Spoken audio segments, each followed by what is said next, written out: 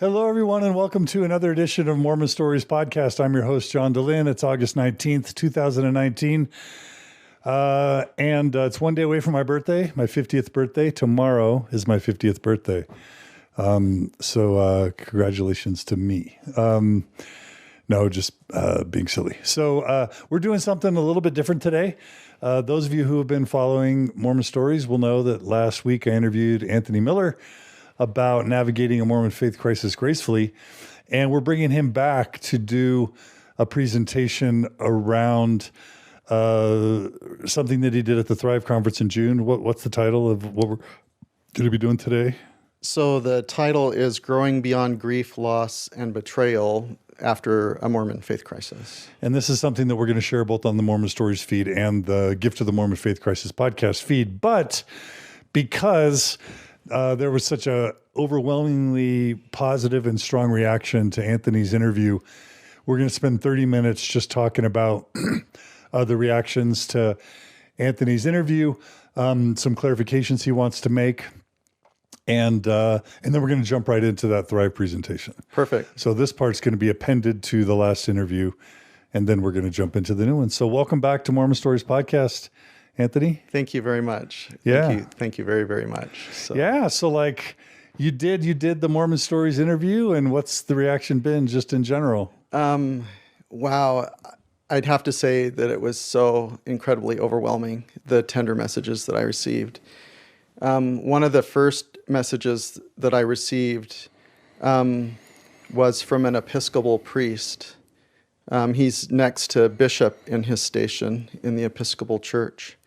And he's in a deep faith crisis and searching for resources online. He stumbled across Mormon Stories and listened to my interview and reached out to me looking for community and other kinds of resources. And that was a very tender thing.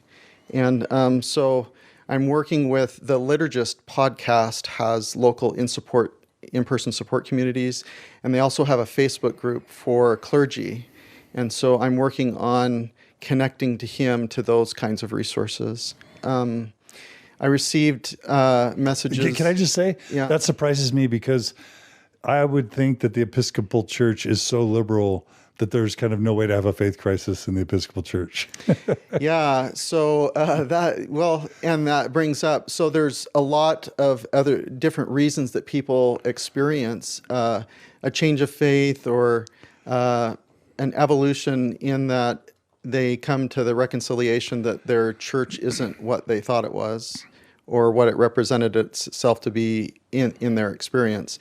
And in this case, what was stretching him was the institutional protections of the church and the importance being less on practicing the actual teachings attributed to the Jesus of the Gospels and more on reputation and power and money and influence and things like that.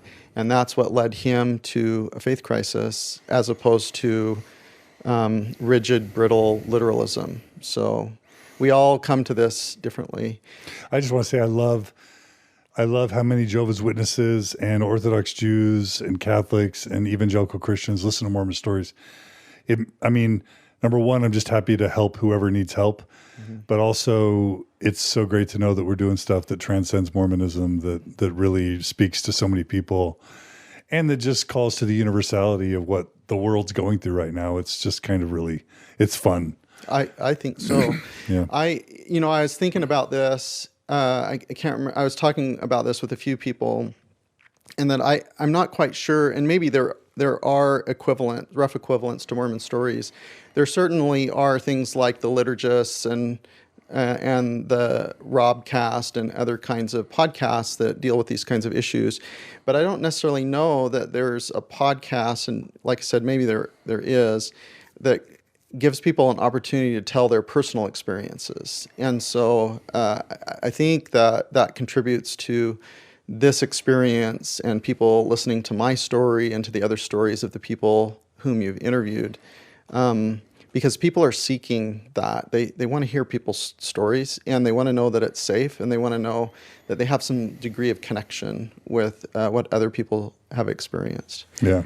So another thing that I wanted... Shout out to shout out to Episcopal Bishop, wherever you are. Yes. We love you. I won't say where he is, but he is in the Western Hemisphere. I had some other very tender conversations. I had a couple men reach out to me who had lost a father, and they were struggling with some different things. And so as I shared my experience, one of my most treasured spiritual experiences at the temple, and what I perceived was my friend Scott standing next to me at the veil.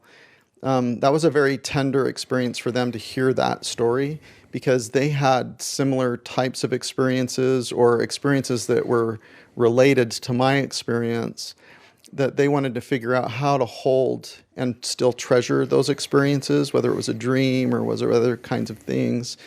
And they really appreciated how I, in vulnerability, shared how significant that was to me, and that I could still hold that experience as a treasured experience, even though I'd come to a different reconciliation with regard to what it meant. Yeah. So those were pretty tender. I would say that... And that's one of the most common things believers ask is, well, what about all those times when you were inspired? Like, what do you do with all that? You're just going to throw it away or recontextualize it in some secular way? Absolutely. And so that's a really important topic to address. Yeah. So there were a couple people that reached out to me that... so I'm an extrovert. So when this happened, I just found Mormon Spectrum, went to Bozeman, met with Allison Udall, and then created my own Mormon Spectrum community, right? So I just created my own, right? Yeah. And there were a number of people that reached out to me that they're not built that way. They're built more as introverts. And so they found themselves feeling all alone and suffering. And they're like, two men who reached out to me almost said almost exactly the same thing, that like, they said, I'm the absolute worst place that I could be, all alone in a faith crisis. I live in Utah County. And I'm like, no way. I'm like, I am so jealous of you. Like, some of the very best resources are in Utah County. And so the Steve Holbrook, Utah Valley Post-Mormon Community, UVPM, you can find it on Meetup. You can find it through Mormon Spectrum. There's a Facebook group, but it's got over 2,000 people. Like, it is literally the largest post-Mormon support group in the world and the most active. Absolutely. Yeah. And if you go to ex-Mormon Reddit, they'll have a pinned weekend meetup thread at the top. And a lot of those meetups in Utah County are part of that group in several different locations. Yeah. And Utah County also has an Oasis. Yep. Which is very... Is that still going on? The Utah County Oasis? I think so, because John Ogden told me... I can't remember if he told me last night that he spoke at the Utah County one or the Salt Lake one, but Oasis still is out there. There's a Salt Lake Oasis that's amazing. There's definitely kind of a Davis County Oasis. Those are the only two oases in Utah that I'm aware of still being active. John Ogden came to the very first Utah County Oasis meeting, but my understanding is the Utah County Oasis thing is kind of inactive, but that's an opportunity for activity. Someone can pick it up, and run with it. And so both of these... What I will say is that my friend Clint Martin is starting a Thrive group in Springville, and that's just a support group for people going through a faith transition. They meet monthly. And if you want to reach out to Clint Martin or Thrive or whatever, if you want a dedicated monthly support group for people in faith crisis, it's there in Springville, and Clint's a quality guy. So excellent. Yeah. So what I ended up doing is John Ogden's been running a third Sunday evening meetup at around 7:00 at Third Space Studios in Provo. And he calls his program Move Upward. And so they have different topics. John has different topics. And so sometimes there might only be a few people, or sometimes there might be 20. Last night, I think there were 11 or 12 people. And so I invited these two men to come visit with me a little bit before John Ogden's meetup. And we had this fantastic discussion about our ancestral stories and how our ancestral stories can help give us a sense of connection and meaning and understanding of experience, and tie ourselves with these common stories to our active believing members. Because if you go back in our history, all of us have an ancestor that left a faith tradition to become Mormon, right? Yeah. And so the kinds of pain or experience of dissonance from differentiation of family beliefs that we might experience when we go through a faith transition, that's part of our history, because all of us have that in our history, whether it's one generation away or 5 generations away. And John shared a story of one of his ancestors who left his family in England to join the LDS Church, and although they corresponded with letters, they never saw each other again. So that we all have these kinds of stories, and that was a fantastic discussion. It was very helpful for these 2 men that I brought with me to that support group. There are amazing support groups in Utah County. And we've had John Ogden on Mormon Stories, but he's got a book that a lot of people like. When Mormons Doubt is a fantastic book. He, on July 14th, did a blog post he blogs on and posts it on Medium about the future of religion in Utah County. And in that blog post, he talks about how When Mormons Doubt seems to be kind of the introduction or the beginning of the questions, not the end of the questions. And so the question then going forward is where does the innovation and how do we practice a sense of community? How do we express, whether it's through stories or service or whatnot, our moral and ethical values to our children, and how do we all do that going forward if we're unplugged from the turnkey organization of church? So in any event, I hope that he has another book in him to share with regard to those topics. He's a good writer. He is I very much appreciate John Ogden. Shout out to John. So, and then in that meeting last night, I asked John about resources, because I wanted my friends that I brought to that meeting to hear about that. And John shared about Thomas McConkey's Lower Lights program, among other things. So these are, when we were finishing up. And Lower Lights is just, we've had Thomas McConkey on Mormon Stories too, but for those who don't know, Lower Lights is kind of this monthly, he does, I think, one in Utah County in Minnie Gled Hill space, and I think he does one in Salt Lake, and it's basically just kind of like a monthly, kind of almost like a Buddhist Sangha kind of meditation, sit and meditate, then hear a little homily kind of thing. Mindfulness, maybe there's topics that they deal with. He also does retreats too, that can be over a weekend or multiple days, that can be pretty helpful as well.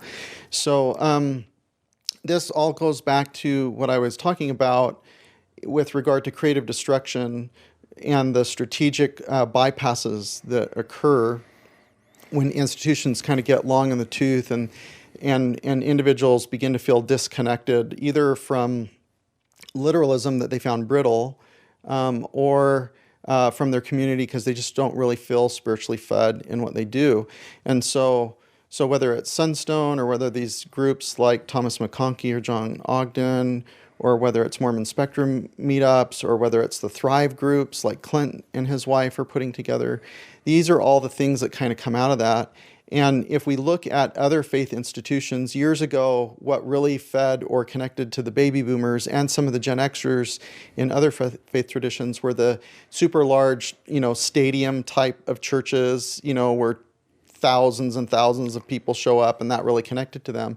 But what seems to be happening with those communities is what's feeding the younger generation, and people are looking for more intimacy in their conversations.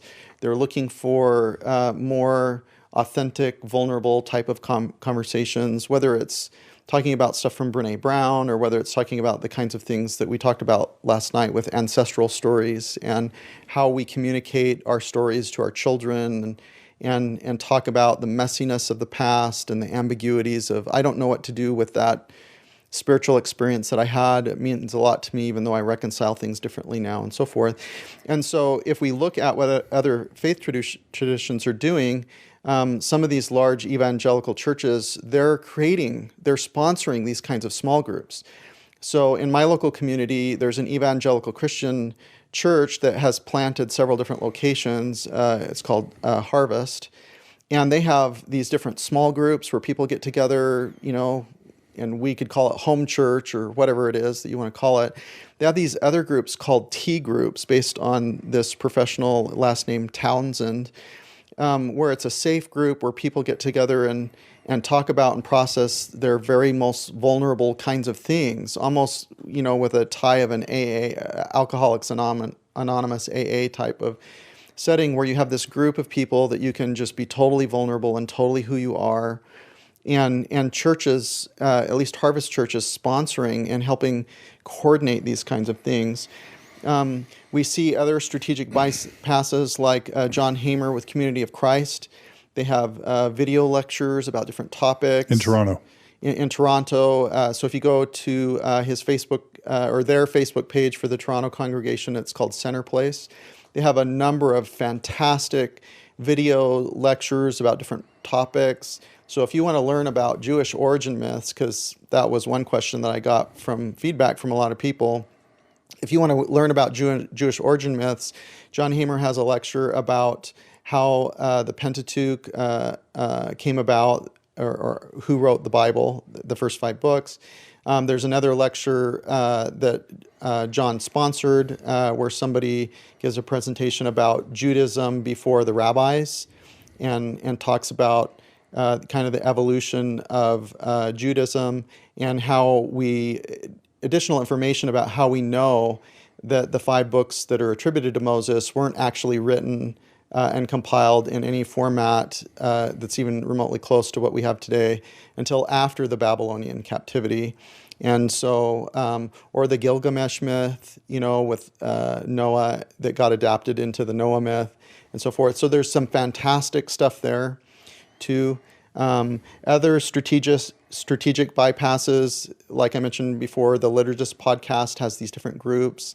They go around and meet with people and do tours, and Rob Bell does something similar, and other groups do things similar. And other faith traditions as well, what they're doing is they're organizing specific service projects that give people connecting experiences, whether it's serving the homeless or at a pride parade or other kinds of things. So these kinds of things are what are happening with the creative destruction that's happening in Protestant Christianity. It's happening in Catholic Christianity, and it's happening in the Latter-day Saint movement. And there are some times where the church ends up adopting these. So for example, I can't remember her name off the top of my head, but the primary program didn't come from the Brethren. It was created by a woman. And it was developed and then later adopted by the church. The church welfare program was created by women in the Relief Society. It wasn't this grand revelation that was given to the Brethren. The women created it in the early 1900s, and it was very, very successful. And then the Brethren eventually kind of shut it down and then reinstituted it as coming from the Brethren. And then they preside over that, kind of thing. So the young men and young women's program, all these kinds of things that are very key to Mormons' experiences these days were born out of what happened in the field as opposed to a top-down kind of thing. And so what I see is whether or not the church adopts some of these things, like creating places for safe conversations like Mormon Spectrum groups or John Ogden's group or Clint's group, whether they create those kinds of things or whether individuals create those outside, those are the kinds of things that people are looking for. And that are going to feed them, and they're going to give them opportunities to connect and rebuild community and reconstruct. And so the church can choose to do it, or we're going to do it anyway if the church doesn't do it. Even if the church does do it, we're going to do it. Even if the church does do it, we're going to do it. Yeah, because that's how things work. And so I think a lot of time we can get really concerned about whether the church is going to do what it needs to do, become a healthier place. But my sense is that we're going to do what we need to do for healthiness to happen, whether or not the church does it. And if the church can do it and we can participate in it in a healthy way, great. And if they're not, then we're just going to do it anyway. Yeah. So a couple other things that I would share. I hope my microphone's dropping a little bit. All right. So a couple of other things that I share is, I think people can hold grace that when I write something, I don't do a first draft, right?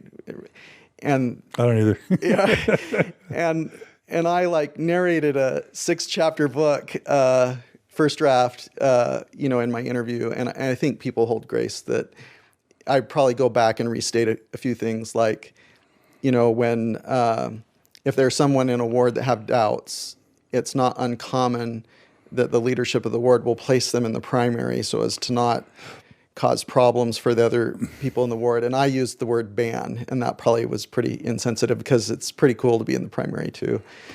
It's true. And Margie and I were in the primary forever, and we knew it was because we had been flagged, and Right. it hurts. Right. And it happens. It does. Yeah. But I was pretty imprecise in that, yeah, of course.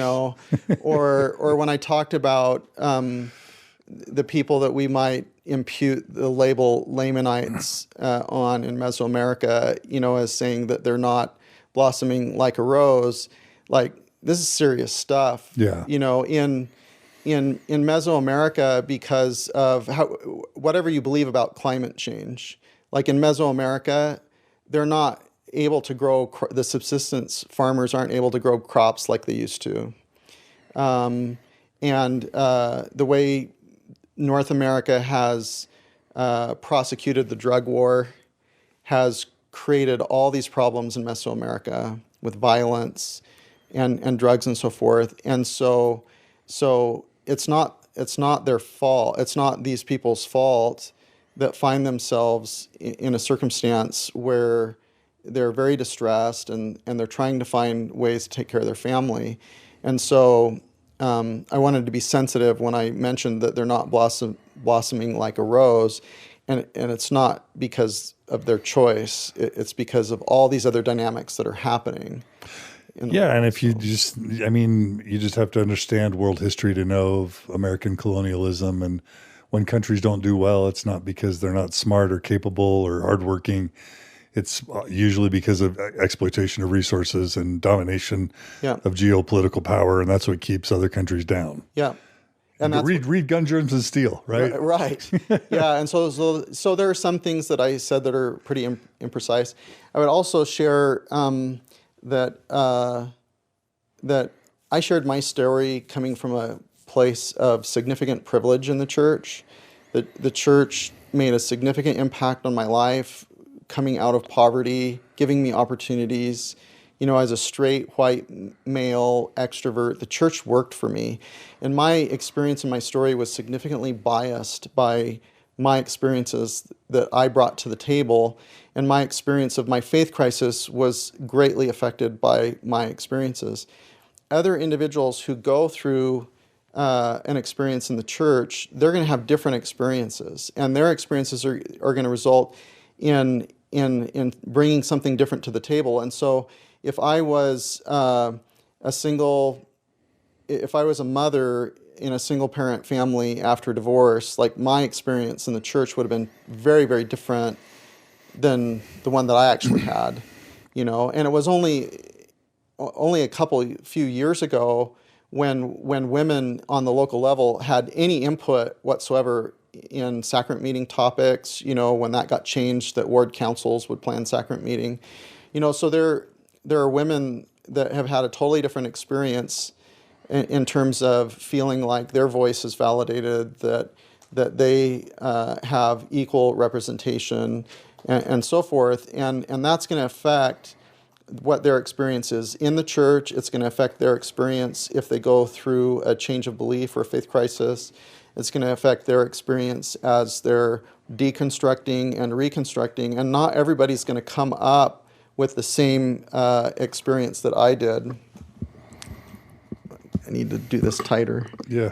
Not everyone's going to come up with the same reconciliations that I have. My apologist friends, they might look at the same data that I do with regard to Jewish origin myths or stuff from Bart Ehrman and the development of the New Testament, and they'll have totally different reconciliations, and that's okay. So, what I would say is you can take my word for it that there wasn't a flat earth, still not, and there wasn't a global flood, and there wasn't 6,000 years ago a single man and woman from whom we all descended and carry their DNA. So there's some of the things that I shared that I think you can take my word for, even though I'm not a scholar or professional in those areas.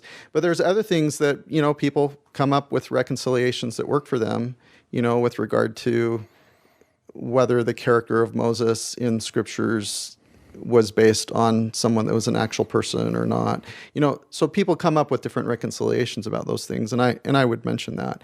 So those were kind of the main things that I wanted to share. At the end, we were talking about the complexity. We all have a role to play, and we all, want things to be healthier. And you were asking questions about... Can I say one thing? Yes. Speaking of apologists, I got this fun little text from Jackson Washburn. So shout out to Jackson. Oh, he sent that to me too. Yeah, share that, please. Yeah, I got this message from Jackson, who we love. For those of you who don't know, we interviewed Jackson before. He's this super, almost prodigious, precocious, brilliant, young man who knows more about church history and apologetics than me. And I've been doing this for 20 whatever years, and he's been doing it for like 3, but right. Brilliant kid who ended up going on a mission and then coming home early for health reasons, but he's an awesome kid. And he messaged me and he said, "My apologist friends told me that you and Anthony savaged me in your interview, but then I listened to it and you were very kind, so thank you." Yeah, he sent me the same thing. I'm like, so we all filter our own perceptions of things through our own biases. So maybe his apologist friends thought we were being unkind to Jackson, and I don't think we were. And, no. And he doesn't think we were. We love Jackson. Absolutely. So, anyway, toward the end, we were kind of talking about, what role do we have to play, graciousness versus the changemakers, the social justice warriors and so forth, and the Mormon Studies elite, that you kind of use that term to suggest that maybe they look down on the changemakers and so forth. And we kind of started that conversation with regard to, like, everybody has a role to play, and my sense is that we should do things based on what feeds us and what drives us, as opposed to out of guilt or shame. And I wanted to share 2 things. One is, one of my friends who's very nuanced believing watched the interview, and he wanted to know when I was going to turn super negative. Because he's like, "Yeah, you're doing this with thoughtfulness now, but when are you going to turn super negative?" And my response to this friend, Dan is his name, was 2 things. One, we all have different experiences, like I mentioned before. And so I didn't experience the trauma of a sexual assault that was invalidated by a church leader or something like that. I didn't experience a woman not feeling like she had equal representation or an equal voice or any opportunity to preside outside of primary over men. I wasn't the person who lost. My son was bullied, but I didn't lose a gay child to suicide. So we all have these different experiences that we bring to the table, and that can affect how people react to and process these things. But the other thing that I mentioned to Dan is that we're all built differently, and so there are different models to explain how we process information and how we function and how we thrive. One of them is the Enneagram, but there's others, like there's the Kolbe with a K, Kolbe, or there's analytical, expressive, amiable driver. There's different models that we can use for communication.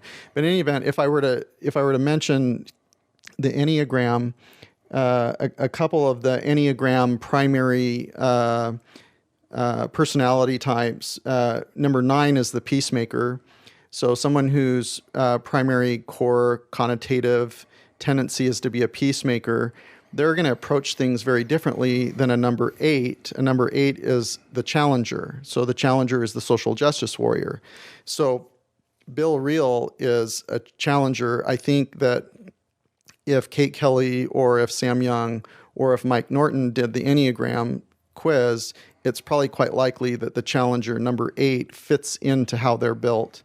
I'm number 7. I'm the enthusiast, but also with number 5 and number 4, the investigator and the individualist. So my approach to things is going to be different as the enthusiast, investigator, individualist than someone who's the challenger and the peacemaker. And my sense is that if we were going to talk about who you mentioned might be the more Mormon studies elite group, my sense, number 1, is some of them, and this is an overgeneralization, but some of them might have blind spots in that they might not have experienced the same trauma that others have, right? Number 1. Number 2, they might not be an Enneagram 8. They might not be the social justice warrior as how they're built. And so if they're the peacemaker, or number 6 on the Enneagram as the loyalist, if they're the loyalist or if they're the peacemaker, they're going to have a different experience of how they process things than the social justice warrior, or the enthusiast. And I think some of that is what's going on. And so when I mentioned that there's an opportunity to go to work or do some work, I think what I was trying to express is the opportunity is to sit down and share each other's experiences so that we could recognize that we're all bringing different experiences to the table, and we have different ways of approaching things, and we need to recognize that we have blind spots, that we process things differently than other people do. And as we work together to do that, then maybe at least it's a little bit easier to hold space. I don't know that a peacemaker is ever going to sit down to the social justice warrior and feel super comfortable that because they approach things so differently. But I think that we can increase our capacity to hold space. That there's just people are built differently and they process things differently, and we all have a role to play based on how we're built and what our experiences are. Yeah, and I think we ended our conversation around kind of this idea that maybe the best approach is to have appreciation for all sides, and it really is in many instances a matter of personality. And so a more studious, let's just say introverted, patient, peace-loving personality is going to maybe tend more towards the Mormon scholar, Mormon studies, even apologetic kind of group. And maybe someone with more of a brash or an impatient or a extroverted personality is going to more likely become an activist. And my only point is sometimes personally, I've been excluded from things. I've been, talked about in ugly ways. And I've seen that with Bill Reel. I've seen that with Mike Norton. And I think, this is a messy business, and you can offend people and you can hurt people and you can go over the top and you can, sometimes be too angry or too, mean-spirited or whatever. So, I mean, there is that, but then, it's hard. It's kind of hard in all the different areas. And what I just love is this mentality that we can appreciate everybody. We can appreciate the Tom Christoffersons who are totally faithful and living a lifestyle we could never contemplate, but he's a beautiful, kind, loving, thoughtful man. He's not some sellout. He's not some gay Uncle Tom for the church. And we can love that. And we can love the thoughtful apologists, I'll say, who are really sincerely believers and trying to defend what's sacred to them. And we can love the progressive, Mormon scholars, and we can love the activists, and we can love the quiet people who are staying out of the whole fray. I think the ideal is to kind of find value and appreciate everyone's role. And we can validate people's experience while simultaneously vehemently disagreeing with them. Yeah, that's important too. Right? So my apologist friends, that might give me a hard time, not actually beat me up, might give me a hard time for being a linear, concrete thinker, but that works for me. And we need people in the world that are linear, concrete thinkers, and we need people that are abstract thinkers too, right? We need the whole spectrum, and I can probably increase my capacity to sit with ambiguity and understand that people process things differently but I can't change my core connotative how I'm built. I'm not going to be the peacemaker or the loyalist. That's just not how I'm built. I'm not going to be the person that's totally comfortable with totally abstract thinking without any sort of making sense in a concrete way. I can increase my capacity, but that's just never going to be how I'm built. And I think that we need to do a better job understanding that we're just built differently. So and just one last time to kind of try and give a little bit more form to what I was expressing. You know, we had Fawn Brody's book, No Man Knows My History, since 1945. We had the Tanners. We had Sunstone. We had Dialogue. We had decades and decades of Mormon scholarship. And there's a lot of needles that got slowly moved, but that didn't really get moved. And we even had feminists in the 70s and 80s. And, you know, of course, one huge thing that emerged was the internet. But the internet alone isn't necessarily changing Orthodox Judaism or Jehovah's Witness, you know, or evangelical Christianity. The internet isn't necessarily moving those organizations at the same velocity that it is Mormonism, I see. And I think that's because we have had a group of activists that have been willing to really, really challenge the church and confront it very directly.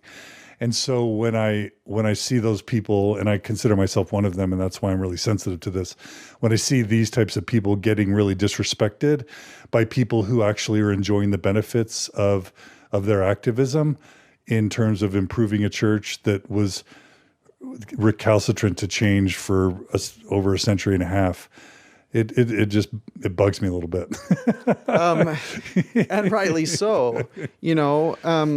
Just this last week, the church came out with that it's going to do child protection training, but it's not even close to what like the Boy Scouts of America or the rest of, institutions in America do, but at least it's a start. And I don't doubt that eventually Two Deep leadership is the standard, and we actually have really good child protection training that's more than we have a long way to go. A half an hour once a year. And I think that eventually we'll get to that place, and that there'll be an end of sexually explicit conversations with youth behind closed doors with a non-professional. I think that we'll eventually get there, and that's going to change people's lives. And I think that we're getting there quicker than we otherwise would because of Sam Young. And people can get all upset about Sam Young, bathing himself on Temple Square, one of the things he did during the fast, because he expressed that he felt dirty being affiliated with a church that would treat sexual assault and treat matters of shame and things like that with regard to children in the church in a way that he found very distasteful. I think in the end, Sam will have been a change maker that will make a difference that's going to touch the lives of millions of people. But and that's a perfect example. Like there's someone that you and I know who is viewed very lovingly, who I've heard disparaging Sam Young for his efforts, and I'm like, why do we have to do that? Oh, horrific things. Now, why do we have to disparage Sam Young, even if he does some really quirky things? Yeah. And again, it's sort of sometimes beloved Mormon studies people that do this sort of thing. Some, yeah. And people bring different experiences to the table, and they're built differently. And so if they're a peacemaker and they experience privilege in the church and they were never harmed and they never had, a bishop go beyond the mark in an interview,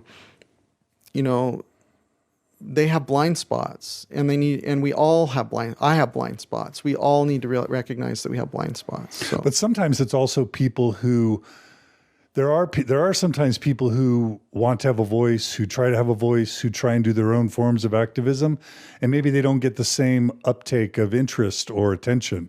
And sometimes it's not these people that never had a bad experience with the church. There's sometimes envy in our community of people who are either threatened or ambitious. And so when they see someone really emerge, getting traction like Kate Kelly or Sam Young or Bill Reel or whoever, then sometimes I see that criticism come out of envy. And there are a lot of these Mormon studies types that have been writing or thinking or blogging forever, and nobody cares about what they have to say, or very few people do.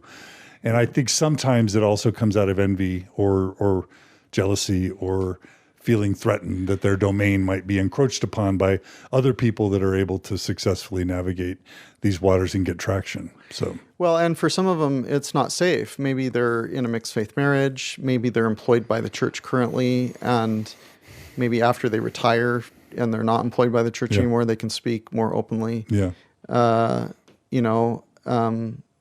There's just a whole lot of reasons that people experience these things. So, but shout out to Sam Young. Yes. Bill Reel, Radio Free Mormon. Yeah. Lindsay, there's so many good. Aren't you proud? And yourself, aren't you proud of all the change makers we have in our community? All the courageous people, the Escobars. I'm grateful. The Youngs. There was this talk about pride, so from President Benson. Yeah.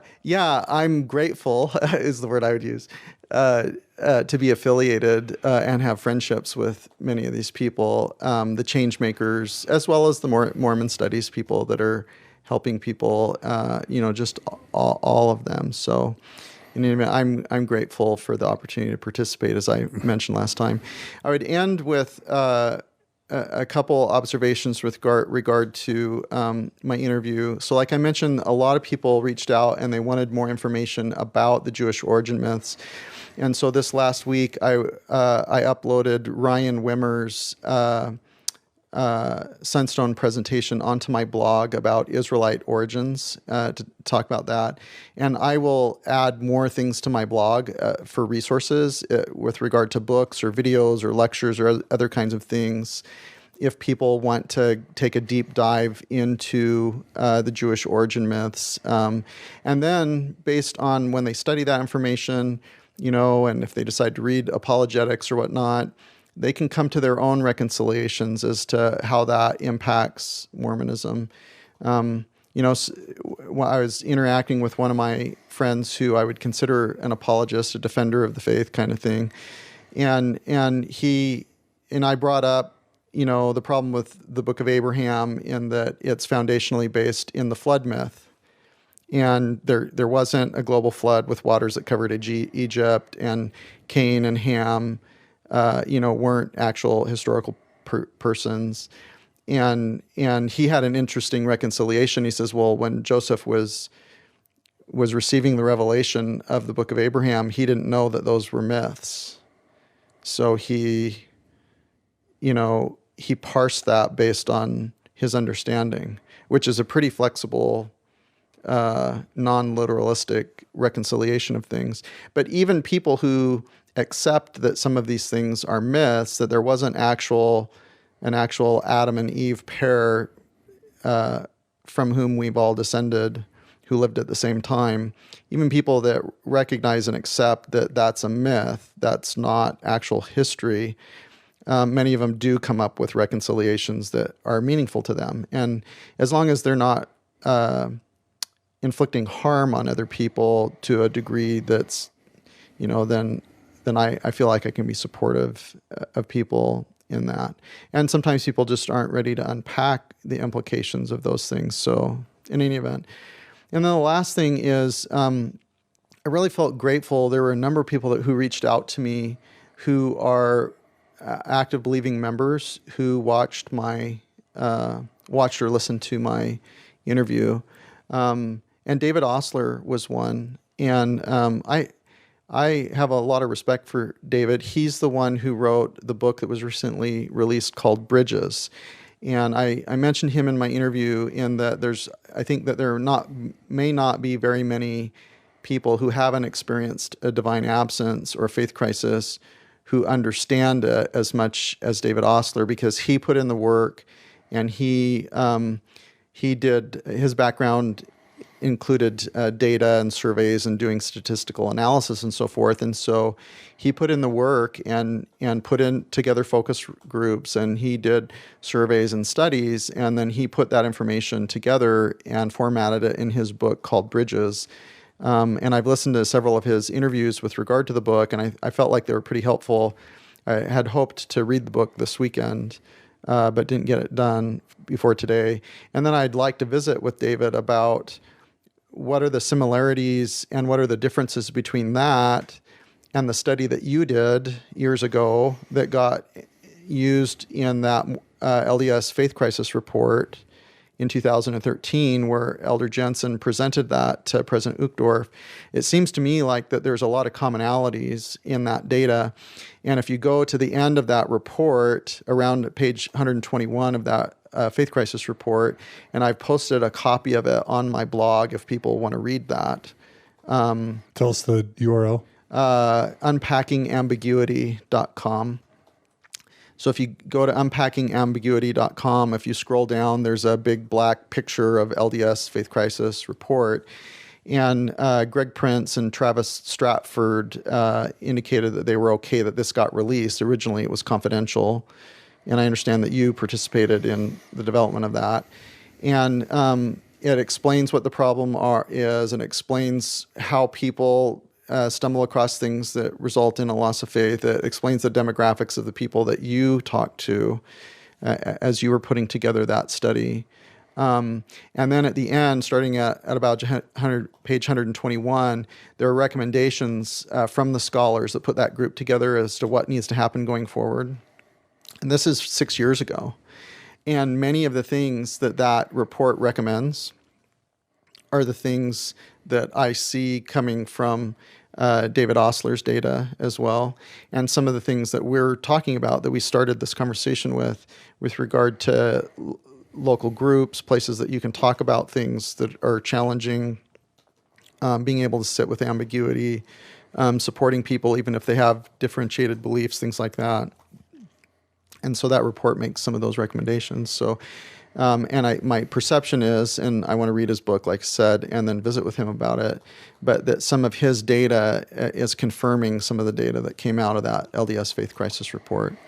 So, in any event, that's where I see the future of things going.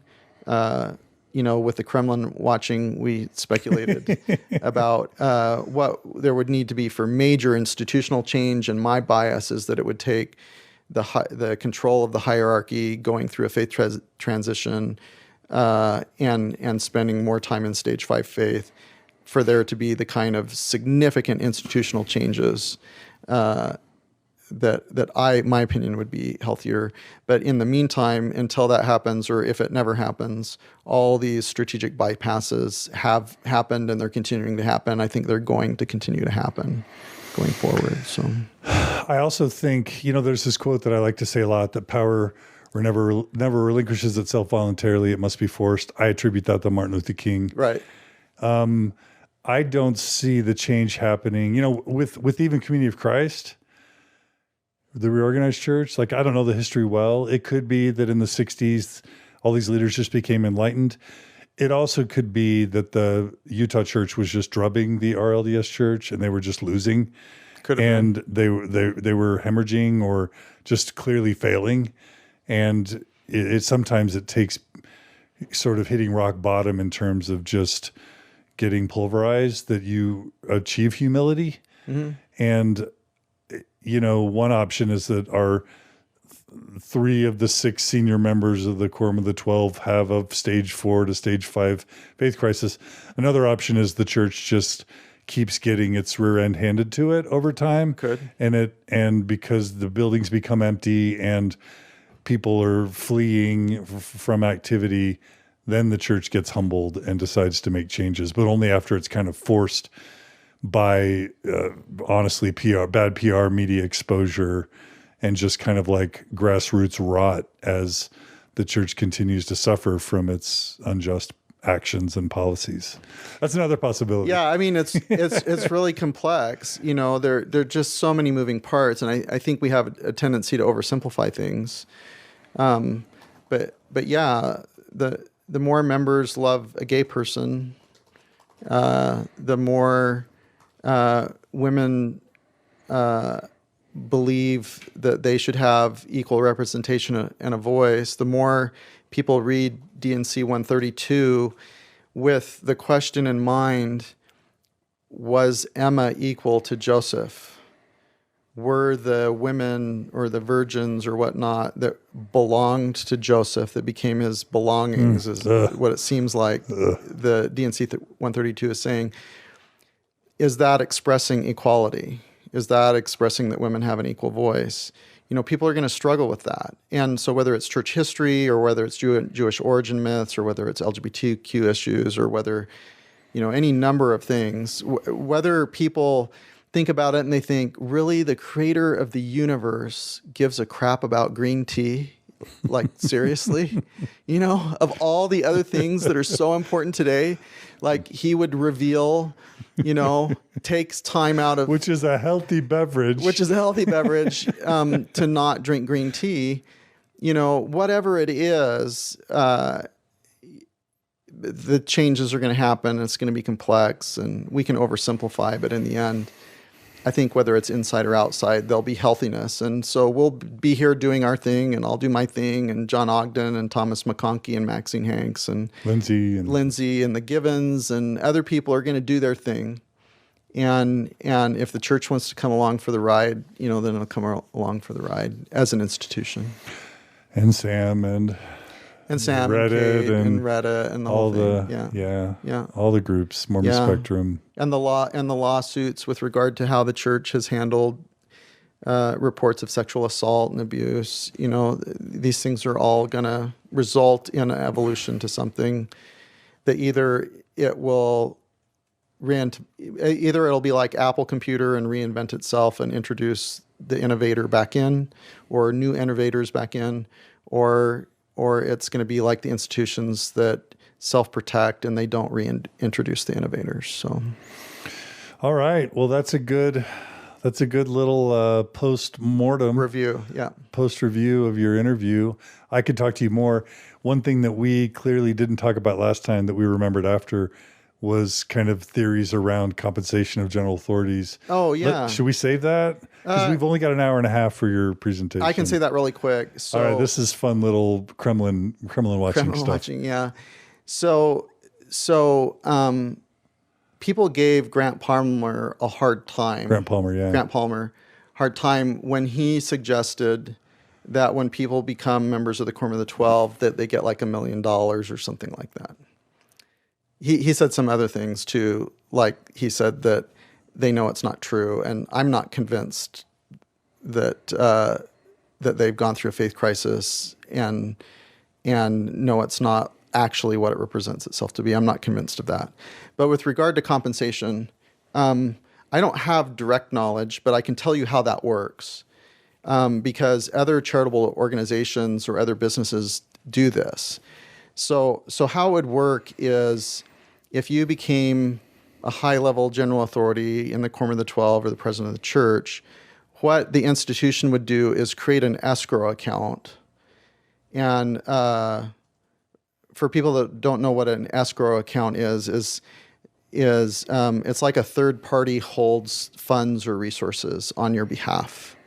So like when you have a mortgage, you pay into an escrow account for your property taxes and your insurance. And then when your property taxes are due, the escrow company pays the taxes directly. Or when your property insurance is due on your home, the escrow company will pay the homeowner's insurance premium directly. So in any event, that's what an escrow account is. So what a charitable organization would do is they would create an escrow account, and that escrow account would be for your benefit. And what it would do is it could do a number of things. Number one, it could clear out your debt.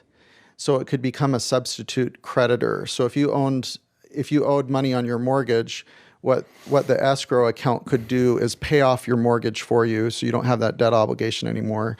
And then you would have a loan to your escrow account.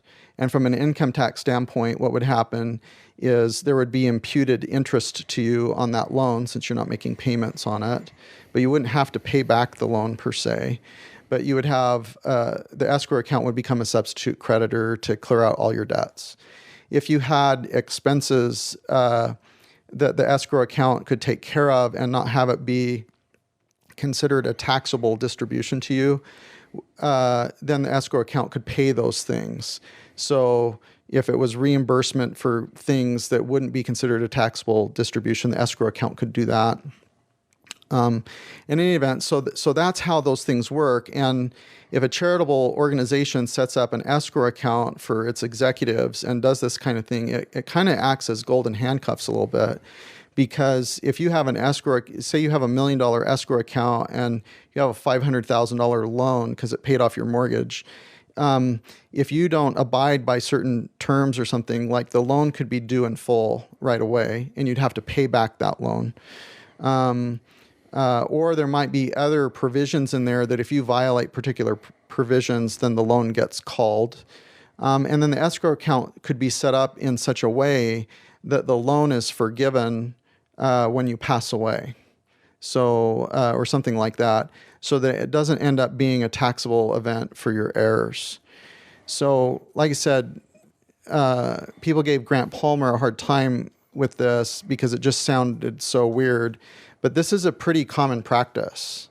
And so, I've indirectly heard numbers of $1 million, or if you're president of the church, maybe it's a larger amount than $1 million. But that's how charitable organizations do it. I don't have firsthand knowledge that that's how the church does it, but it's highly likely that that's how that's done. And you feel like that's fun or interesting or important to mention why? Because the more of those kinds of arrangements that happen, the harder it is for the church to have full disclosure. So if the church has escrow accounts for the apostles of $1 million, or for the president of the church of multiple millions of dollars, and there are all these expenditures for the escrow accounts, or there's imputed interest with 1099s for the loans, or if there's a way to track how those escrow accounts got funded and so forth, then it becomes really messy when you have to disclose that there's the stipends, that all the kids in the family go to school for free, how these escrow accounts are run and so forth, that gets kind of messy. It was messy enough when I think it was President Eyring's paycheck stub got released to show that at least several years ago, his stipend was $120,000. So with inflation, it would be a fair amount more than that. And people have gone into, and looked at this. So President Monson never earned a whole lot of money, and became a general authority pretty young. But when he died, I think he owned 4 houses, that weren't inexpensive. Nice ones. Yeah. Yeah. And so it wasn't just purely out of investments, or pure luck, or outside people giving him those houses, outside people, very wealthy Mormons, what they'll do is they'll pay tithing in kind, either with real estate parcels or homes or stock or whatnot. They'll pay tithing in kind. So if the church ends up with $1 million home in Heber, Utah, from an in-kind donation, with the understanding that a general authority might end up living in that at some point, those kinds of transactions, that's how that works. And so that's why it's interesting, is because if the more that kind of stuff exists, the harder it is for financial transparency to happen. Right. And, there was this term that Grant Palmer kind of introduced, this idea of church broke, which I understand to mean your obligations, social, financial, occupational, are so interwoven with the viability of the church that there's no way you could ever stray or come clean or in any way defect from kind of the standard narrative, because there's just too much at risk and too much pressure. These sorts of financial ties maybe help explain why it's going to be really hard for any member of the Q15 to ever kind of go rogue, right? Yeah, it's certainly a contributing factor. Yeah. Yeah. I mean, there's some that are really quite successful. President or Elder Bishop, Elder Rasband, he doesn't need any money. Because Huntsman Because Chemical, he was president of Huntsman Chemical. Yeah. But there were others, that would have financial interests that would be a contributing factor that would make it very, very difficult for them to express disagreement or doubt not only for their own personal reputation and a sense of obligation and heritage and their own ancestral stories that they might feel that they're betraying, but there'd be contributing financial interests that would not be the only reason, but could be a contributing factor to make it very difficult for them. Right. So, anyway. All right. Maybe we'll do our own episode on that sometime, but That'd be interesting. Just a little way to end this little segment. So perfect. Thanks for giving us kind of that post-mortem review of your interview. I got great feedback. Thank you. You're a lovely human, and we're just honored and grateful to have you share your stuff with us. So thank you. Thank you very, very much.